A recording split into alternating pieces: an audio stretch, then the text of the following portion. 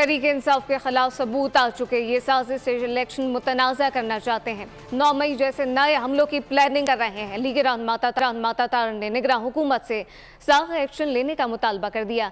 मलिक अहमद खान बोले, कमिश्नर रावलपिंडी का बयान सानिया 9 मई का पार्ट 2 है। मुख्तलिफ DRO की तस्वीर लगाकर खौफनाक मुहिम शुरू की गई। ये लोग इंतशार के रवैये से बाहर नहीं आ रहे। अज़मा बुखारी का कहना था कि मुल्क में अनारकी पैदा की जा रही है, जिसका पाकिस्तान मुतहम्मिल नहीं हो सकता।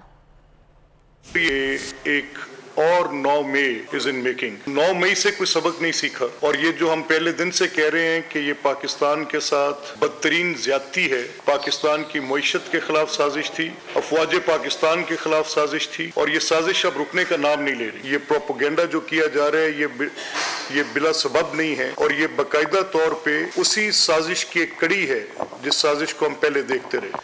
ये तो मानना पड़ेगा कि तहरीक इंसाफ की तारीख है कि वो इंतखाबी नताइज को तस्लीम नहीं करती।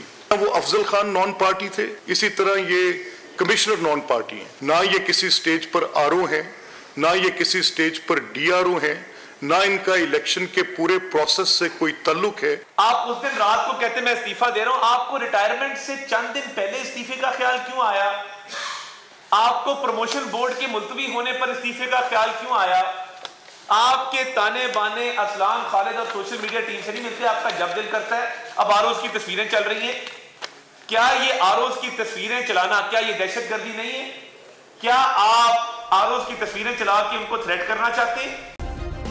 सब्सक्राइब करें और बेल दबाएं ताकि कोई खबर रह न जाए।